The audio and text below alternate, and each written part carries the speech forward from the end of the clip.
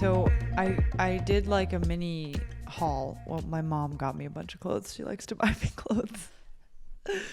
So you're showing me your new outfit that you got recently. Yeah, like literally got here yesterday. Wait, I'm loving love. Oh my God. This is a moment. Wait, okay, give us the deets. Give us the outfit deets. Where are the pants from? Where's the shirt from? The pants are Cotton On, which I actually love that brand. Love. I like haven't gotten stuff from there in forever, but like great brand. So they're like mid/low rise, somewhat baggy. They're amazing. I love this cut is just like the best. Like this is what I've been missing in my wardrobe is like baggy but like still cute. Yes. Wait, they're perfect. They're like the perfect. Also like getting a little bit of like the oversized moment. Yes. And then this shirt, so it's all from like ASOS but different brands. This shirt is like ASOS design and I freaking love it. It's like a baby tee, but it has like this kind of high neck and like it's like, you know, meant to be tight and whatever. And it's nice because it's all smoothing too. Because I don't like to wear bras. So it's nice that it just like takes care of all that. And wow, that's pretty impressive. Yeah. With these pants, it's like the perfect length. Like I'm in love. And then I have like 4 other outfits that I got that are amazing. You would love them. I got some like baggy jeans that have like cool patchwork and shit on them. And then some other like tank tops, another pair of like parachute pants. And I love it. I needed like a wardrobe refresh. I was just not feeling my clothes. It's so good. Also, it's so important to have like the perfect length shirts when you're buying low baggy type pants. But yeah. Okay. Wow. We're looking fly, looking amazing. We got our green liquids at hand. I don't know what you're drinking. Matcha. This is an iced matcha that I left in the fridge for it to ice. I got a Power Greens juice with all the things in it.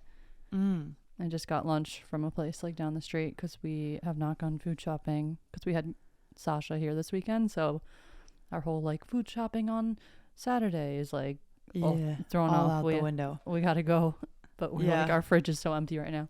I kind of have the same situation. So are we doing it on Unhinged? I feel like I'm feeling unhinged energy. Yeah, I'm like on the couch. It's already happening. I'm like, should we just talk about like ask each other bizarre questions and just see what happens?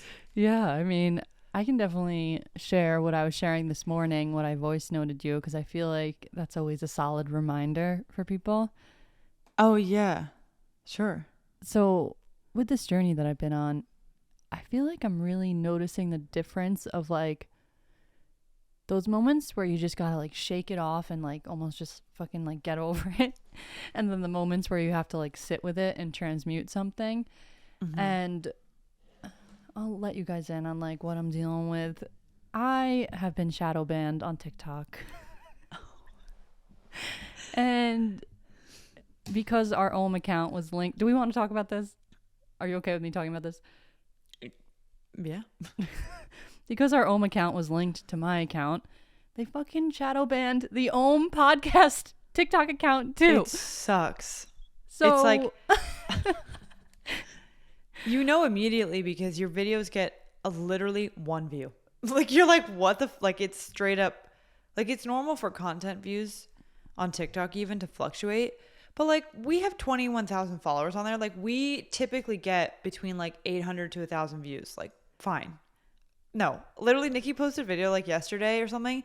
It had 37 views at the end of the day. And I was like, what the fuck is going on? Wait, so let me give everyone more insight. I posted a video. I was recording a video the other day about my subconscious healing journey and talking about the effects of like me going down that path and how I started to feel from that journey. And I used the analogy, which in the moment, I literally knew that I should not have said this on TikTok. But I said, I started feeling high, like I was on drugs. And I'm not even kidding. After that part of the video, I said into the video, into the mic of my phone, I probably shouldn't have said that because I'm going to get shadow banned. Your intuition was right. And I posted it. I posted the video because it was so freaking good I shouldn't have posted with that part, but the video itself was a good video. Yeah. And I was like, this is going to be resonating with so many people. Like, this is going to help so many people. And I posted it, and all of a sudden I got a message like, your video is under review. And when I went to save it or like send a link with the video to my computer to see if it would like pop up there, I couldn't even send the link. And it was like, your video is under review. And I'm like, oh shit. Like, I knew I shouldn't have freaking said that. So I delete the video and I'm like, let me just edit that part out and I'll repost it. So I edit the part out and I repost it. Still, your video is under review. I'm like, shit. Okay, maybe they know it's the same video. Shit. So then a few days go by and I'm like, let me just post another video. And I'm struggling to reach my audience. But it's just kind of fucked up because then they associate my account with the Ohm account because I'm logged in on the same account, which I'm guessing is what happened. And now we're shadow banned on that account too. Guilty by association. I was going to talk about something else before, but now I'm like, I'm really noticing how this is triggering me. And it's such a beautiful, like, the curriculum that's in front of me right now it's here for me. Like, I know this is happening for me and for my highest expansion because that is the reality that I subscribe to. That is the way I choose to see everything that is in front of me. And yeah, of course, there are some times where it's like, fucking A, like, if only I just didn't fucking post that. I know. But I do truly believe, I'm like, this is happening for a reason, and like how fucking divine it's all happening when now I'm on this YouTube journey of like vlogging and stuff. Yeah. And yeah, I'm just like really looking at it as like, okay, even like throughout today, I've noticed I've been in these waves of being triggered and like getting all in my head about this is gonna like ruin my business and da da da da da da da. And I'm like, you know what? Be with that energy, like accept it, and then use it as a mirror, like how I was sharing in the last episode or before about being triggered. Like, what is this poking at within me? Like, what is this fear that this is bringing up? Excuse me. So I'm just like using it as an opportunity to go deeper and to release energy. And yeah, I'm still in that like process right now. So I'm not like out on the other side of it yet, but I'm just like, damn, okay, here we go, universe. Put me in the ring. Yeah, dude, it's rough. I mean, this is like, it's partly understandable. Like, this is literally our livelihood and like the work we do. And there's like an understandable frustration with these social platforms that also like gaslight you if you ask them about it. Because you reached out to TikTok and they were like, we don't shadow ban. Like, it's probably just because your content sucks. And it's like, no, bitch, you shadow ban. Like, you fully fucking shadow ban. All the platforms do it. Like, I don't understand why. Like, it's also like I'm sure did you say that it was because you said like high on drugs as an analogy? So the girl that I reached out to that works at TikTok, I said that to her. But when I was reaching out to TikTok directly with their support team in like the application, I didn't mention it. Yeah. I mean, either way, it's just like it's just like the frustrating nature sometimes of this shit. I mean, I know so many people who are severely shadow banned on Instagram to the point where like you can't tag them in stories, and like it's really bad.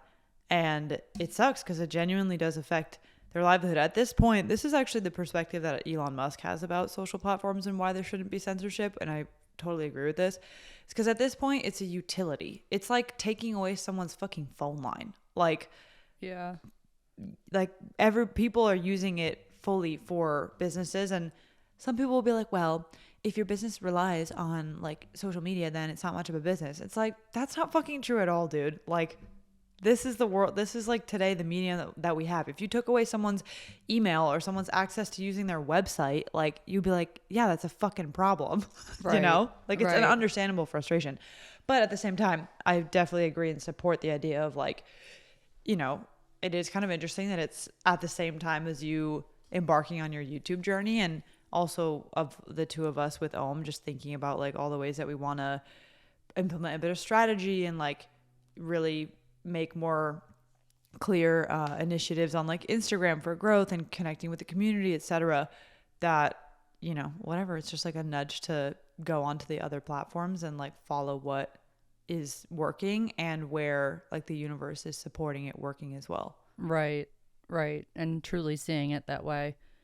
I feel like for me, one of the most frustrating parts is it's not like in my head I'm like, oh, I need to like grow my audience and like it's all about the numbers. I was so fucking tuned in and connected to my TikTok audience. Like we were seeing each other, we were connecting. I was like talking to people in the comments. Like we were on this Right. wavelength of like talking about a specific topic and all about stepping into our power. And I felt like we were Right. all on this journey together, and I was like really feeling so connected to my community, to the community that started around me posting these videos. And now I just feel like we all got separated. Like we're like Yeah.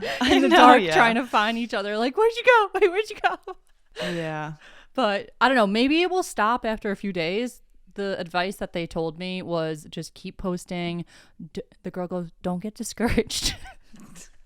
I'm like, bitch, this is my Do you fucking life. understand the world we live in? Yeah. There's definitely a lot of that energy around though of like we were talking I think we talked about this a little bit that on Threads it's like become everyone's just complaining about their content not getting any reach and like they're just like shitting on coaches and stuff. And I'm like, what the fuck is going on? Like everyone needs to stop complaining so much and just like lean in and do the shit that works. Like Right. Well, this Like- is the shift out of the victim mentality. I mean, let's talk about that. true. If you victimize yourself to these social platforms, then you're going to continue to see that in your reality. So, like how you're just saying, lean into what works for you and what feels good. And I'm really like feeling into this whole authenticity thing of just like, as long as you can be you and show up, your audience and your people and the people that you resonate with and the people that resonate with you will find you. Yeah, I agree. But And you just need you consistency. just have to have a wider perspective too on how that can all happen.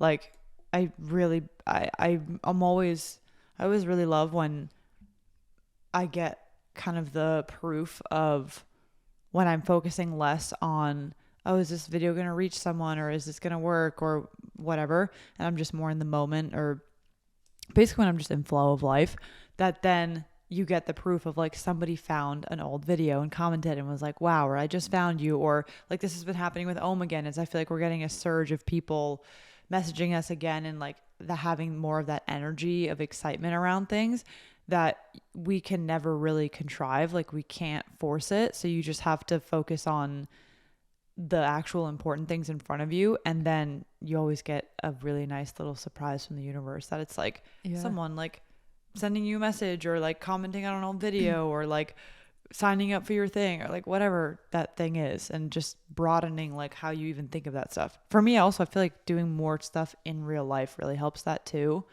of like just, I don't know, in social circles or literally out and about in town, just like going through life as that being the important parts too that move the needle forward and not just solely relying on the internet. Right.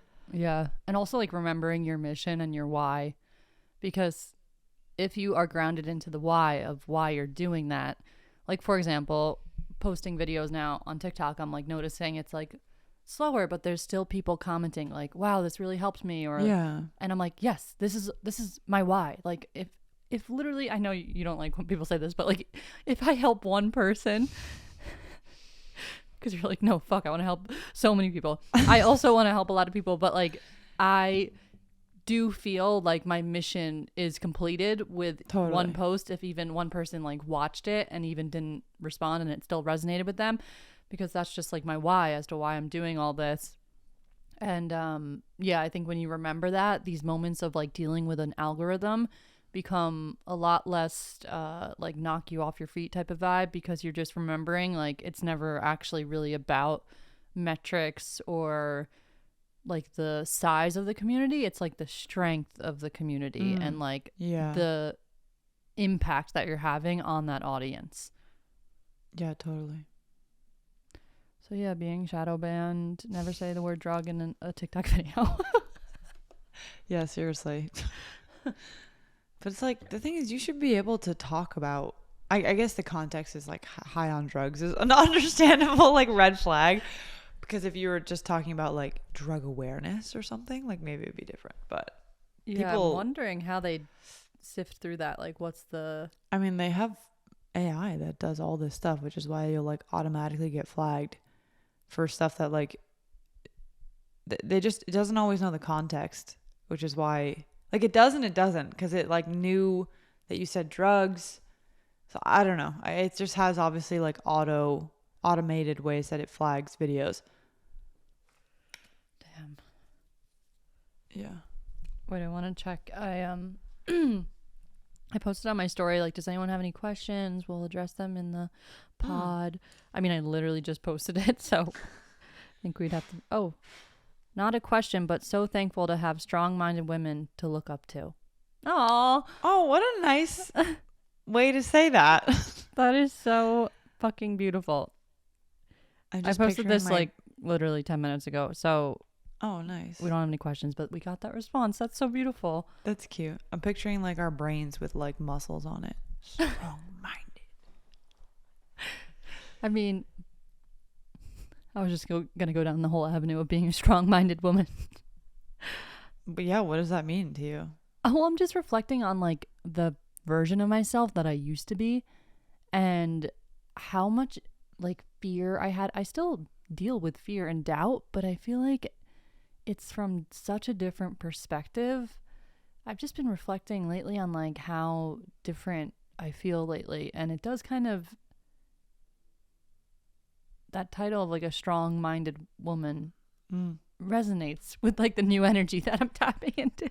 Yeah, for sure. Oh, it kind of gives like resilience, and well, also like we ain't no fucking pushover bitches, you know? Like we have our own perspectives, and like we've shared plenty of times also as it relates to mainstream ideas and propaganda and all that stuff that is so closely tied to like a spiritual journey and awakening.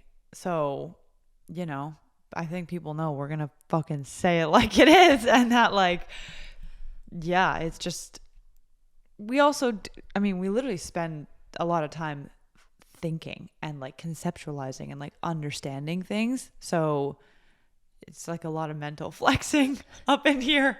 Yeah, totally. What do you feel like are some ideas that you have that would be like controversial, that you are like bumping up against a little resistance when it comes to expressing them, but like you're still open to expressing them? Well, whenever I talk about health and wellness with people, I kind of give clues about my perspective on like germ theory and terrain theory, which is pretty out there, but not really when you really think about it. Can But you share more? I'm not like fully settled on it, but I just have really, I've gone down the rabbit hole of like, so germ theory versus terrain theory is basically when it comes to, for example, getting a cold, there's kind of like two theories. Germ theory is that you catch a germ, the germ makes you sick, you get symptoms. Like pretty straightforward. Terrain theory is a bit more nuanced, and honestly, I'm pretty sure if you really look at all the science, terrain theory is actually more correct, which is that it also has to do with the environment. So the typical image would be like showing a fish in a tank, and if the tank is really dirty and the fish is not sleeping and not taking care of itself, then it will be very prone to sickness. And even if a germ or microbe or whatever the fuck comes in contact with the fish, if it has a clean tank, a clean environment, a clean terrain, it will not get sick. That's like very watered down explanation of it. So when you go really down the rabbit hole of virology and these different studies on how viruses are isolated and how scientists figure out basically what is the cause, kind of like chicken or the egg, between why people get sick and why they show symptoms, it's not actually that clear. And the key study and research that a lot of modern virology is based on, apparently, and I say apparently because I read it myself, I've also like listened to other people talk about it, and I don't know if the jury's out on it. I feel convinced by it, but basically apparently it's quite pseudoscientific, the way that virology is based on this idea of isolating a virus on like a tissue cell, and the way that they then have a conclusion of like, okay, so the virus caused the tissue to break down, which essentially would be like illness, symptoms, etc. For most people, that's like pretty out there, but first of all, it's not like, in terms of my discomfort talking about it, if someone genuinely wanted to hear my perspective, I have no problem sharing it because A, if I'm wrong, like it's fine. B, I do feel quite strongly about it in that I'm like well read on it. It like checks out with my intuition and my own experience. And also like it's just an idea to me, like of how we could potentially operate. The thing is like if my perspective on virology and like the challenging of modern virology were to be true, it would kind of change like the entire Western approach to wellness. Like the entire pandemic would effectively not have gone down the way it did if this is true, because then you can't necessarily say that like germs equal disease all the time. It would be a lot more nuanced than that. And it's just the thing that's scary is if I start to think about like entire institutions of people and doctors and like family members that I have that are like in medical systems, and they'd be like, what the fuck are you talking about? This is like the most basic thing that we know about sickness and getting colds and flus is that viruses cause disease, etc. And I'd be like, fine, maybe that's true, but like why, like can we explore that and like question it a little bit? But it's definitely like a bit out there, and you can get some like questionable looks if you suggest that.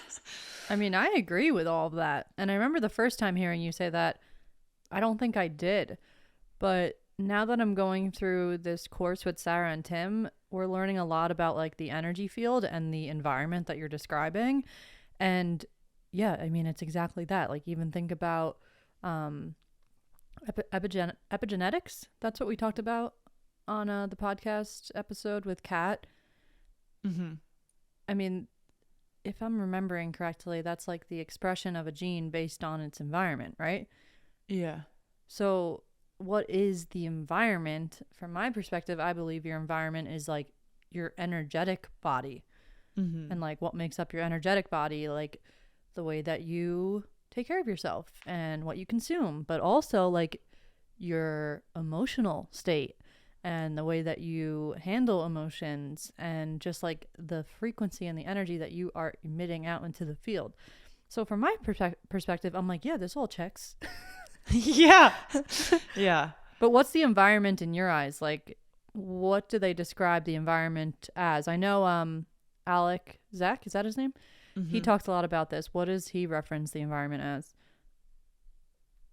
So yeah, I'm pretty sure it's like it's quite holistic. Like it includes, you know, the more obvious things of you know, diet, exercise, environmental toxins, yeah, just like your house, mold, like all that type of stuff. And then it also goes beyond to the literal, like the environment that you create, which is energetic, mindset, physical movement, like trauma, etc. Because that's basically if you are projecting a reality and living a reality out of what's inside. If you are in constant worry and anxiety and you have all this like repressed emotion, then that is the environment that you as a physical being and as an energetic being are living in, and that would cause disease. I mean, this is what Dr. Christian Gonzalez talks about in all the work of like emotional release and emotional repression. Same with Dr. Gabor Mate, is like if you are putting immense amounts of stress on your body to hold in emotion, and that goes into the fascia, which then wraps literally every fucking organ in the body. If that is like under stress and out of alignment, that will cause physical symptoms. And that's the environment that you're living in, like the holistic of like, you know, your physical body, energetic, spiritual, all the things. And I just basically think, I think there is definitely probably a role of like germs and viruses and like this stuff that gets passed around. But I just think we give it way too much weight, and that it's so much more about how we are operating, and like from food to diet to mindset and energy and belief system, etc., and worry and anxiety. Like we fucking know that those things affect us physically. So what is to say that someone who is living in constant anxiety wouldn't then also be getting sick all the time because their body is like, hello, I'm fucking ill. because you're like putting me in survival mode all the time, and I'm trying to like get things out literally like physically through symptoms, and also to call your attention to be like, hello, please take care of me. I mean, it makes sense. Like a lot of sense.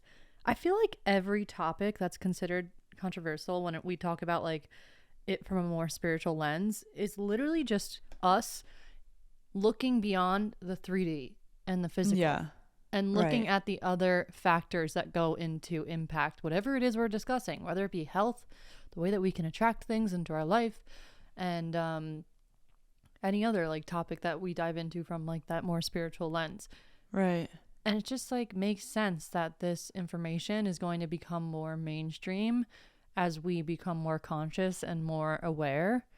But like, it's wild. This connects to Joe Dispenza's work. I was rereading Becoming Supernatural, and the beginning of the book describes, it's pretty much like a case study of a woman who lost her husband, and then she went on to fall into a really deep state of depression, and then she got cancer, and then she was dealing with all these other diseases and illnesses, and she stopped working. I mean, she literally became like just like a non-existent version of herself with all the sickness that she was dealing with.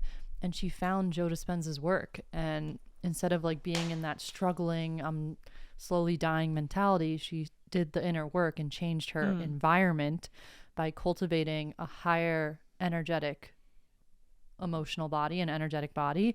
And she started doing Joe Dispenza's work. She started going to his retreats, doing his meditations, and now she's like freaking thriving. The cancer went away. The illness that she was dealing with went away. I can't remember the name of the illness that she had, but she had all these like sores and cuts like like in her vaginal area. I know. I was like, do we need to know this right now? But there's like a lot of details in the book. But yeah, just wild that the first like I think 40 pages of the book is hearing that story, and she literally did it all by changing her environment, her energetic environment. It was crazy. I mean, dude, I just think what happens is there's kind of the dynamic of if you're a hammer, everything is a nail.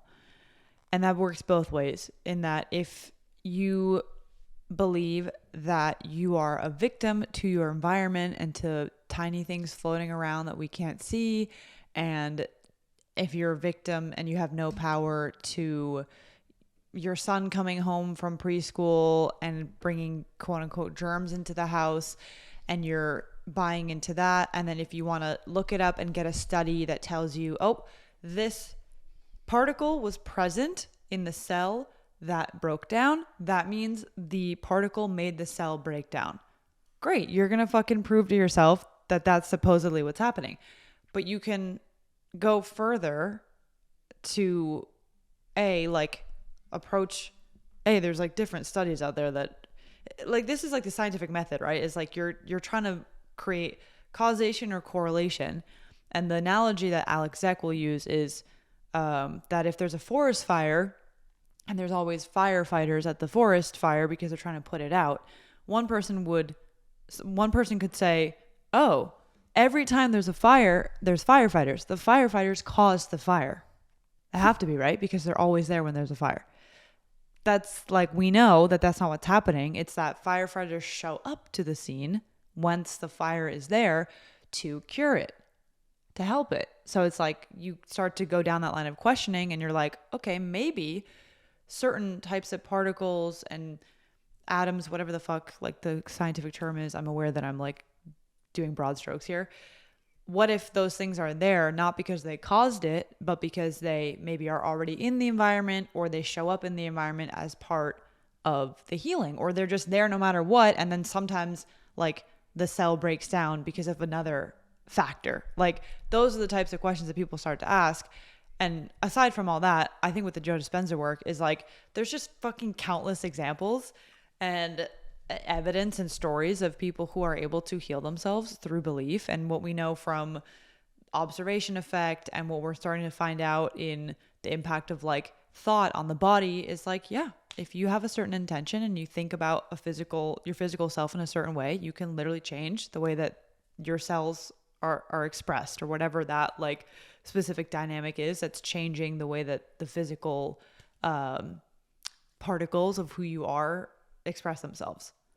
You do this when you're sick, right? Do what? Oh, think yeah. When I'm sick, I mean, I just yeah, I basically spend time doing like self energy healing and sending whatever symptom or whatever place is like hurting, and I just send it love and light, and I'll visualize almost like as if the cosmos was this like sparkly, sprinkly moving thing, and I visualize pushing it through me, like pulling it through me and cleansing whatever is happening in me. And I don't get sick that often anymore. Like, I think because of just the environment that I live in, the holistic one, I'm probably expressing myself in a healthier way physically. And also, I do think when you do things energetically, instead of just taking fucking Tylenol and NyQuil and all this stuff that ultimately is overriding the body's natural healing process, you don't get sick as often, because from an immune system perspective, your immune system is strengthening to be able to heal itself. And I think it just changes the energetic makeup of your body, which effectively is how you would prevent disease. How do you think you'll raise kids with this knowledge when it comes to like hygiene? Yeah, I mean, Milan Fucking has a toss them similar in the dirt. I mean, for sure. I mean, there's also a lot of like studies on like if kids don't spend time outside, they have like way more allergies, they get sick more often. And like, this is actually a really common thing, is a lot of people are very like nervous to take their like newborns and little kids out into like public places because of the fear of germs. But I mean, what I know from how I was raised, from how Milan was raised, which was similar, that it was like be out in the environment, and to also always have an approach of natural remedies first. So like, don't just jump to the fever reducing like pill Tylenol thing. Don't just like band-aid it. And I mean, in terms of raising kids, I don't know. I think for sure a big part of it is going to excuse me. A big part of it is going to be like encouraging outdoor time and being in nature and being exposed to like lots of different like environments. I mean, I think like traveling is really key, just so you're literally always like going to different places. And then probably just like teaching them the idea of like healing themselves, and like doing it both through food and diet, and like bless like the tea that you're drinking and ask it to heal you. And then also Milan will probably just like toss them into the fucking dirt in the outside and be like, fucking run around and get dirty. And then, you know, if they're not feeling well, it's going to be like putting fucking potatoes in their socks to like draw the toxins out, and like giving them broth and shit. Yeah, that's something that Milan's mom did for him and his sister growing up. Is if they were not feeling well, you would put potatoes in the socks when you go to bed, and it draws out toxins through your Whoa. feet. Yeah.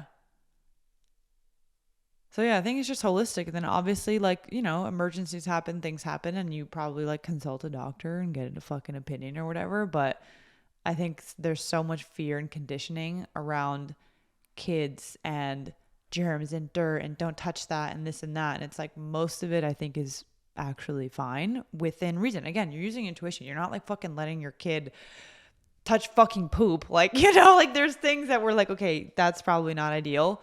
But I do think a lot of people are at an extreme where they completely avoid germs, and that makes their kids more sick because they never get exposed to the things that they naturally should. There's also something really powerful about teaching your child their self-healing abilities. Because think about the power in belief itself. When you are thinking in your mind, I can heal myself with this sickness that I have, whether you have like a cold or maybe you're dealing with something more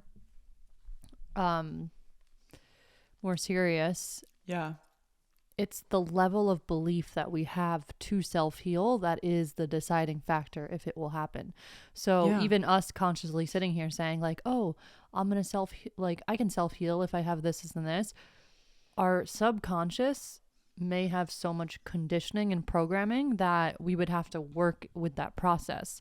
Right. And it really is about remembering that you can co-create your reality. And it's just interesting because I don't even know, like, if I were to get sick in a more serious way than just a cold, like, I would want to use that as almost an experiment of like, okay, let's lean into this and Yeah. see if I can really self-heal.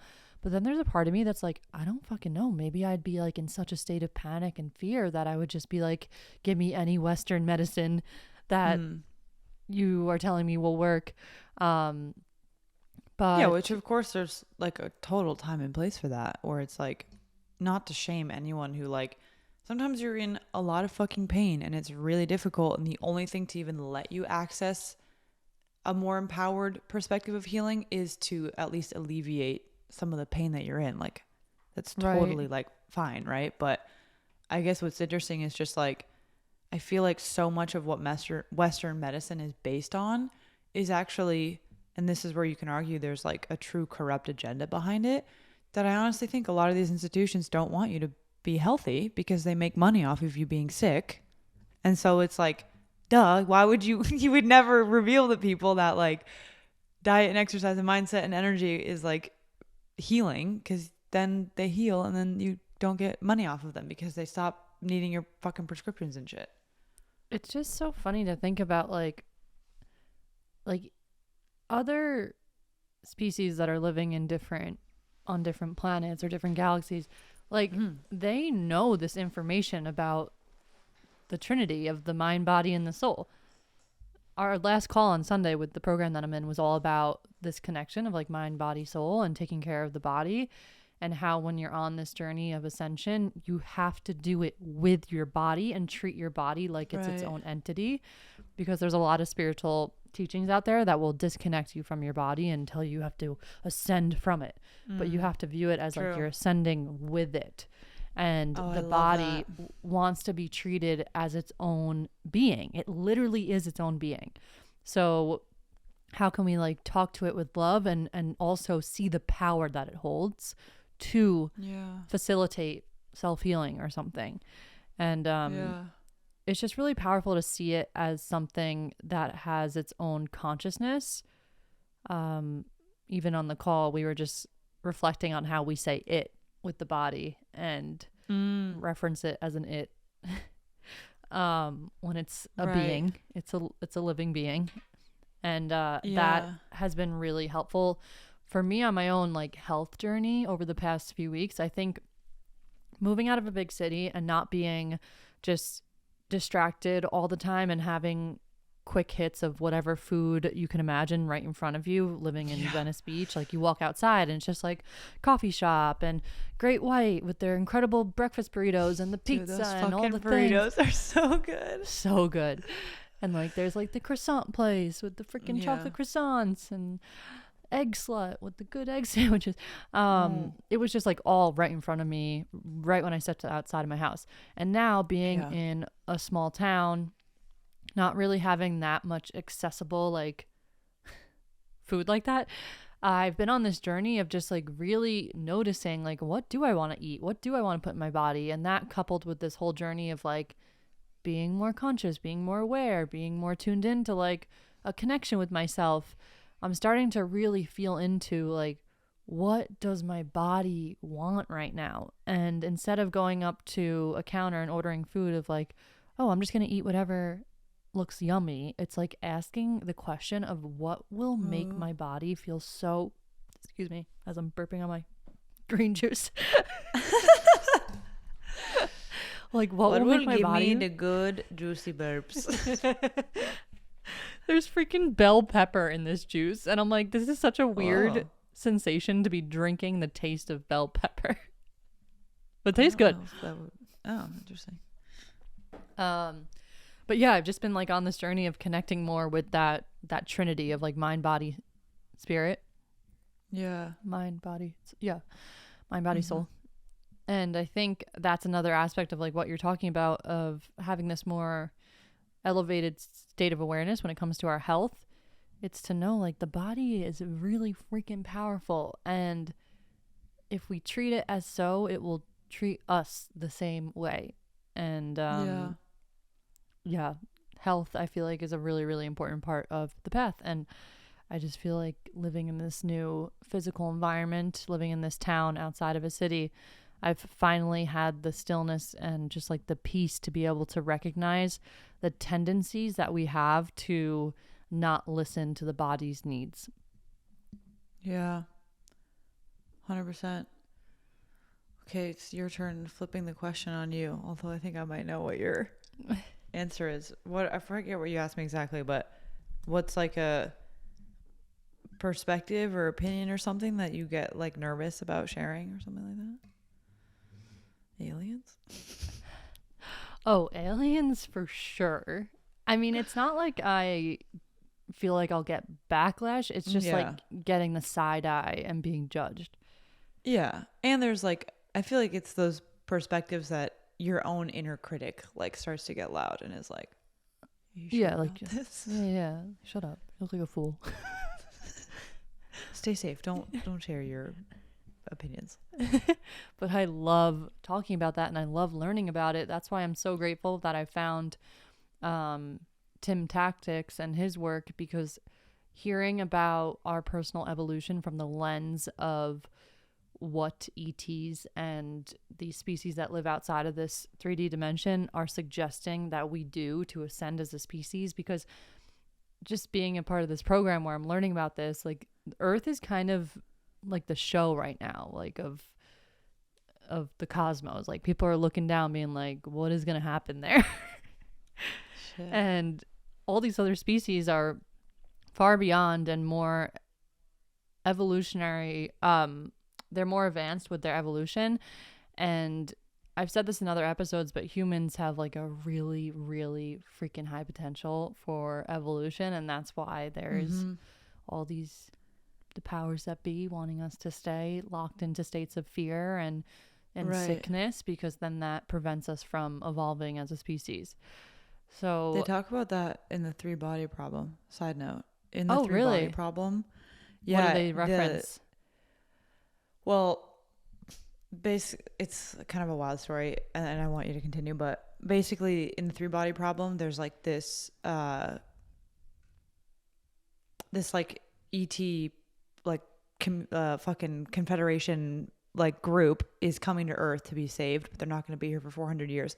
And the people, the like beings tell the earthlings how like humans are going to technologically surpass that, like them basically by the time they get there, and that humans have been evolving so much faster than other beings. And it was like trippy basically saying how like because of time relativity and all of that, like technically the aliens had like they have more advanced tech at that present moment, but it basically speaks to how they're saying how like humans have so much are evolving so freaking quickly, like the way that you guys went from industrial evolution to whatever was after that to where you are now to the first computer to AI.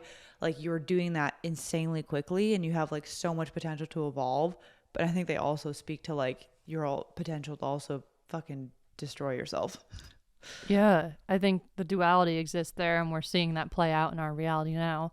You and I have talked a lot about that like timeline split of people going deeper into fear versus the people who are leaning more into love and releasing the fear-based programming and the conditioning and all the societal programming that we have been a part of.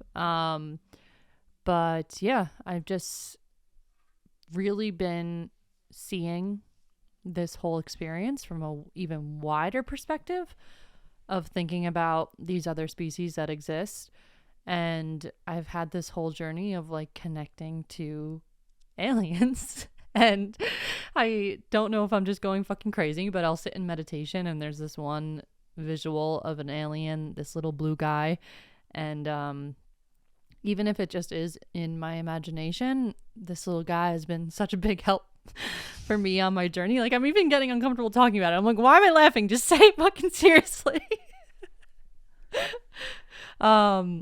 So yeah, I mean, I don't know where to even like what angle to talk about this from, because there's just so many different angles I could talk about it from. But I think we truly are all here to evolve and to, I shouldn't say escape, but to evolve out of the fear-based thinking. Yeah. Mm-hmm. And I like to, and I know we've done episodes of thinking about like, don't victimize yourself. Don't think of it as like the powers that be are out to get you and you're a victim. Yes, but also like know that fear and all this crazy shit that is pushed on us with the conditioning and like the pharmaceutical industry and like the way that we are taught in schools and all these like political agendas that divide us. Like, yes, you are not a victim, but also know that that is very much a thing and to be aware of it. But Yeah. then to use that information to step into your role as remembering, oh, like you don't want to perceive all of that as like, oh, we're doomed and this is like the end of the world and we're doomed because these powers are so powerful. These entities and powers that are enforcing the fear-based programming and all these different things that I just listed out, they're using the awareness of how powerful we are all as humans, and they're using certain angles to take advantage of the powers that we all have to create our own reality. So conditioning with certain TV programs and movies, and they're using the powers that we have to amplify their mission. Does that make sense? You're saying people who have this controlling negative agenda, like employ specific tactics to condition us. Yes, but it's very easy to hear that and get scared and think that we're these victims. Yeah. But when you remember your power to like co-create with the matrix and to put out love and to dissolve fear within your own conditioning and to spread that outward, that love and that energy, that is so powerful. And what we focus on expands. Totally. So I think like opting out. Like you can, if this is like another thing that Alex Zek would say is like, if enough people remember their power, remember that they were free by virtue of existing, and literally just opted out, like you do at the fucking TSA line, and you're like, I'd like to opt out instead of going through your cancer scanner. Like, literally take a different route, and also ignore the fact that they can't tell you what to. Remember that they can't tell you what to do. If enough people did that, like, that's why it wouldn't work. It would collapse because it needs us feeding it in order to work. Like if there's no one to listen to the tree falling in the forest, does the tree even fucking exist? I don't know. It lives in its own fucking silo, I guess. So it's like the opting out is the power of it, and that's like the reclamation of your power and your freedom. Yeah. Even on our last call, Sarah was talking about how some people are really disagreeing with this whole AI movement, and they're like fueling into this like negative narrative around AI, and they don't realize what they're doing is actually like supporting the growth of AI impacting us in a negative way. And we just had this whole discussion and talk about the beauty of AI and how it can actually support our evolution and how we need to like fuel that narrative. And just to be cautious about like any sort of narrative that locks you into state of fear, because it's not beneficial for yourself or the greater expansion of the like collective movement that we're making to shift and evolve.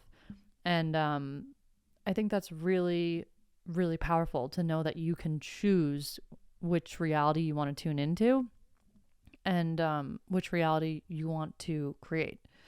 Yeah.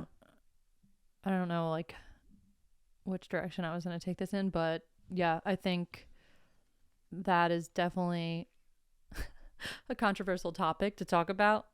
And in regards to like the aliens, we're learning about how there's 5% that are bad and the rest are really good and wanting to help us. Oh, interesting. And the 5% are the ones that have this like whole system down on Earth with locking us into fear and keeping us sick and shit. So I don't know, it really empowers me because it also grounds me the F into the mission that we have with the podcast, the Mm, missions that we both have with our individual businesses, and just like why we feel so motivated to do what we do. Like, yeah. when I tell you, if you would have told me I'd be doing this when I was in college, just like partying my ass off and not even giving a shit about anyone. I mean, I cared about people, but I really didn't care about like the collective and making an impact. Yeah. But if you would have told me I would be doing this, I'd be like, what the heck are you talking about?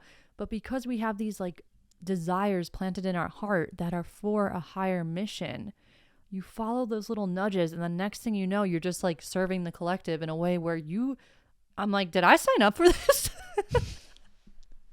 I know sometimes it does feel like unconscious in a way. Like you're not always really thinking about it, but in retrospect, you kind of see that you're like guided and that you have this higher purpose that's moving you.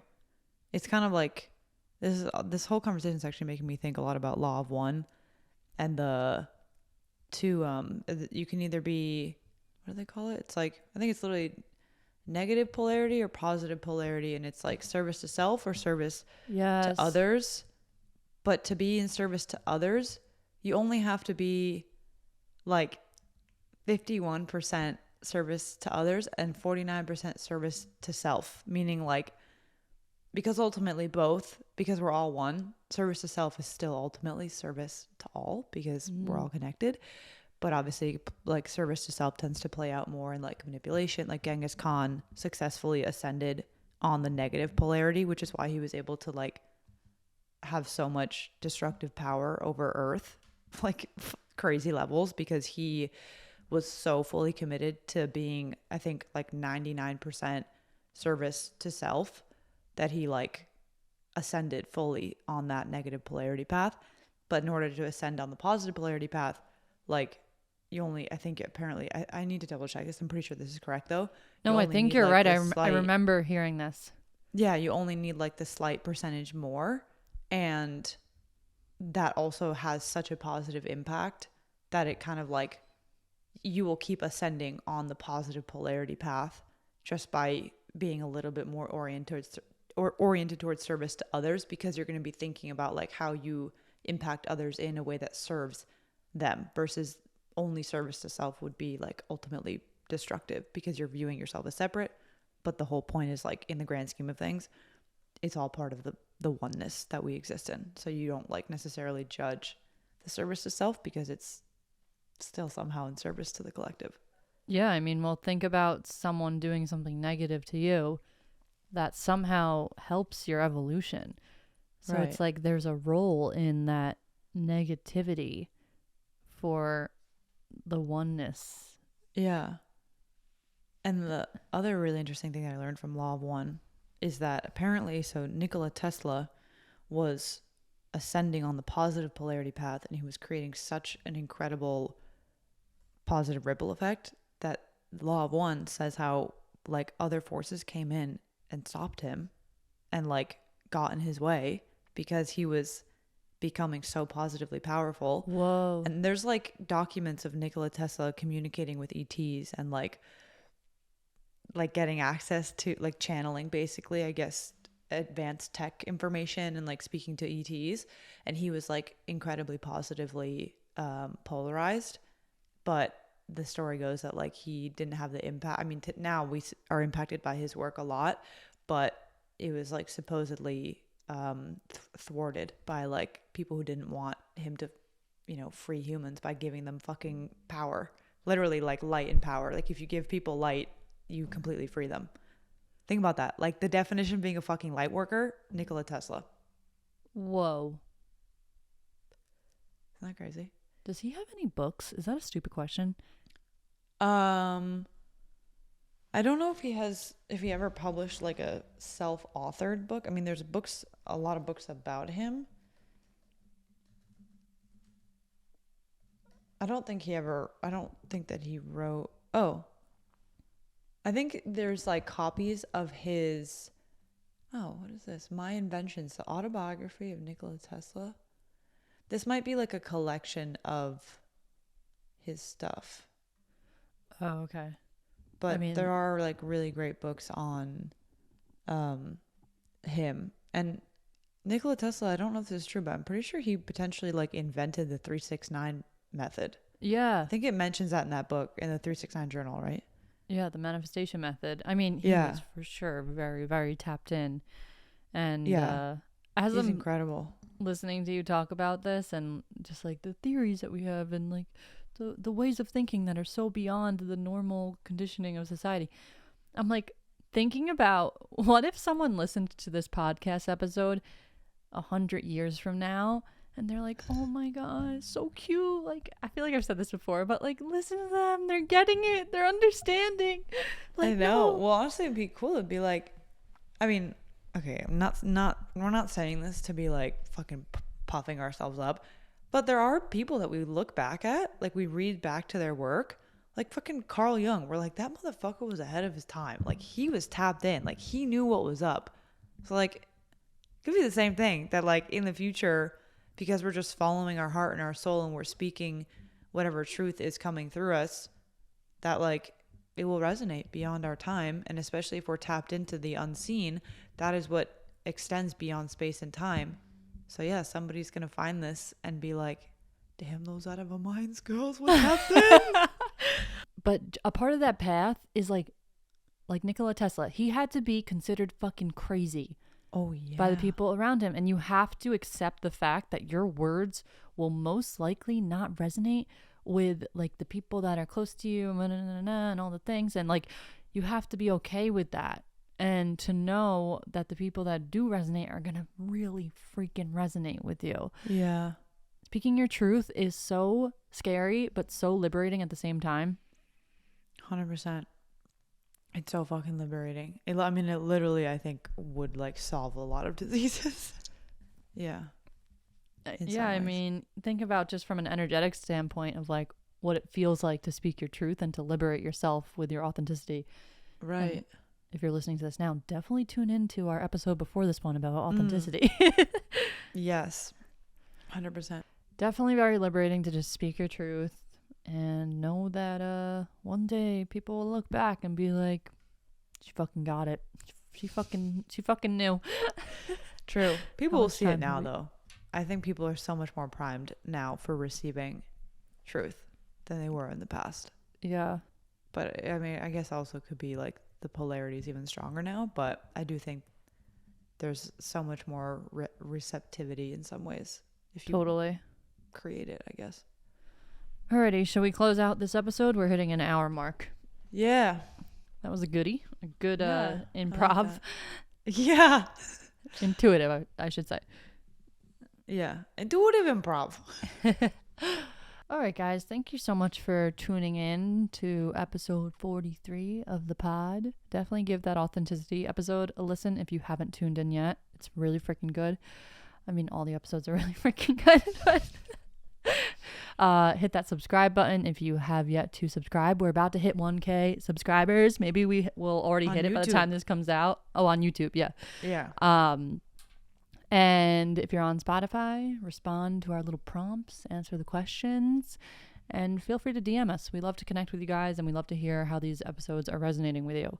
Just to give you a little reminder, we have a community membership called the Omi's Oasis that is only $25 a month, and you get so much magic out of this membership. You're a part of a Slack community of beautiful souls and individuals that are literally walking side by side with you on this path and are pretty much going through the exact same experiences that you're going through.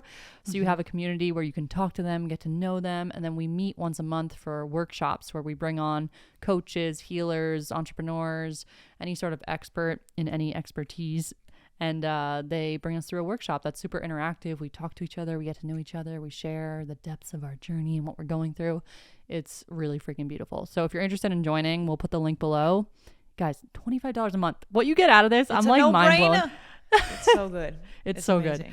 And depending on when you listen to this, there'll be in the on-demand library, there's already 3 amazing workshops. We have had family constellation therapy, Kat Dow, who led us through an incredible sort of like hypnosis, subconscious, connecting to your ancestors meditation. That was fucking unreal. That was We've had wild. Jenny Addition, who's an intuitive and a channel, who helped us to really connect to our vision for our life. And we did this like cool movement meditation.